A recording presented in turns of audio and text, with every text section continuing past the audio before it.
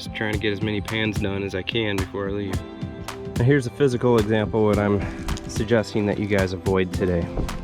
This hole is over a foot deep, and I bet they dug this because they had a good test pan on the surface. So if you've been doing this for a while, I bet you've shown up to a gravel bar, you had a pretty good test pan, and then you decided to start running your sluice, concentrating gravels, and you clean out your sluice later on, and your cleanup just doesn't reflect your test pans. And what'd you do next? You probably blamed your sluice box, the water flow, or probably the mats. Welcome, my name is Chris. This is Prospecting for Adventure, and today it's a special video. This marks my 1-year anniversary of my YouTube channel. So I'm already monetized, and I really appreciate everyone for following along and watching. And for today, I thought I would go back to the spot where I learned how to gold pan. So, and as a special treat, I'm going to teach you guys one of my favorite tips that I've been following for a few years, and I actually learned at this very spot. And this tip that I'm going to give you today is a good one for beginners and seasoned prospectors. I've seen a lot of people fall into this trap. This is where I'm panning, and I've already done about 5 test pans. From top to bottom, I'm getting about 10 colors down to about 4 to 6 colors. But the bottom test pans, the gold is a little bit bigger. So I'll do a couple test pans, show you on the video here, now that I've narrowed it down a little bit. So if you have iron on your gravel bar, look for little pieces in your gravel as well as black sand, and that'll be a good indicator if you're in a pay streak. So this is the second pan in a row with about this many colors and little wire bits. Finally found a little consistency, and it is on the top 2 or 3 inches.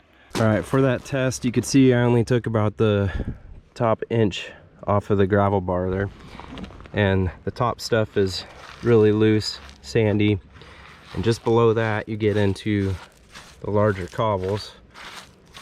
So when you test gravel bars, you want to test in layers.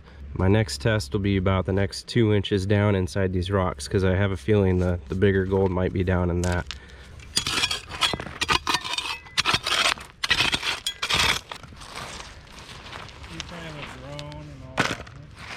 Alright, so I went down that extra layer, panned it back, and I've seen 1 or 2 fly poops in there. So this is a good example of the tip that I'm trying to explain today. People without a lot of experience, when they show up to a spot, they take a test pan, it looks good, and then they just keep digging down, and then their cleanup at the end of the day doesn't reflect that first pan. Well, there's why. The better gold was just in that top inch and not down below. So when you find a spot that tests well, identify the different layers of gravel and test each layer. Some layers, like the top one, might be better than the bottom ones. And you might also find that there's a better layer deeper down. But don't trust that top pan is going to pay out the same all the way down. Show me where the gold is.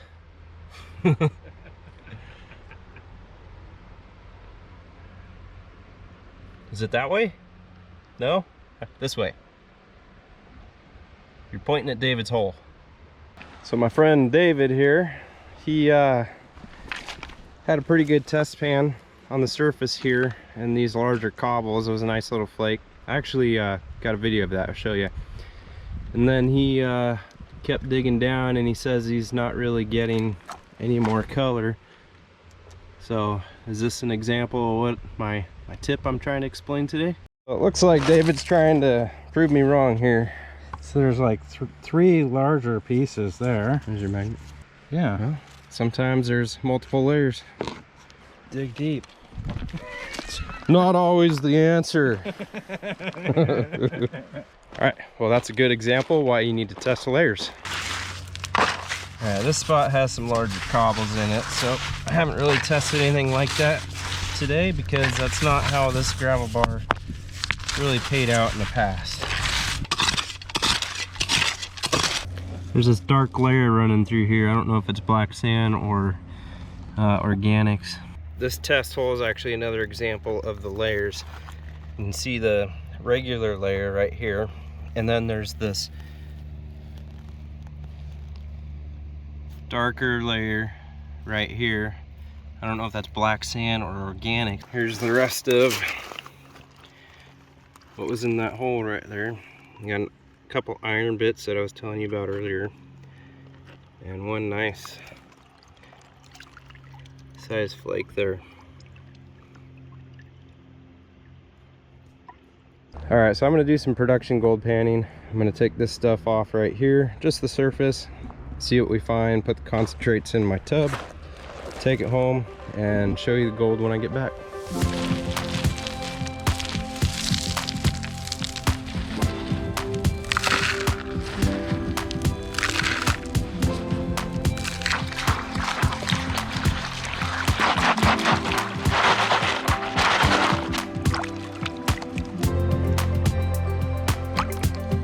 Another pretty good pan.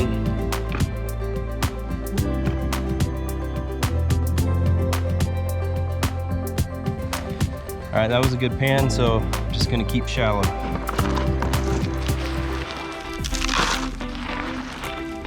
Once I process all the shallow material here, I can test down the next layer to make sure that I'm not missing better gold or more gold. Another pan, pretty consistent, that makes me happy. I'm just doing some production panning now, trying to get as many pans done before I have to leave. This is more what I'm talking about, what I'm used to finding here. Yeah, that's because that's quite a few larger pieces. Yeah, well, and then the number count's way better. Yeah. And I'm still just skimming the surface. And now if I were to run a sluice here, I would test down below it to make sure that there isn't better gold or more gold below it. But from experience here, it's most likely just in the top, but I'll double check. Always double check. So if anything, I want you to remember that when you're test panning in gravel bars and you get a good test pan, stick to that layer when you're running your sluice unless you test some more. I'm not saying you can't dig deep. Sometimes that's the answer. A lot of times that's where bigger gold is. But on these big deep gravel bars, you can't dig to bedrock. You got to find that specific layer that pays for you and stick to it. Don't go through it and don't run past it. Keep testing. And you can thank me later. I promise you, it is a good tip and you'll find more gold if you follow it. So thanks for watching. You know, this is my 1-year anniversary. I appreciate everyone who follows me and watches these videos. I'm gonna keep on doing it.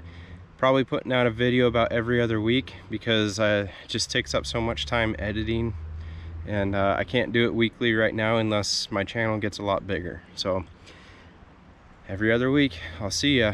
Until then, take care.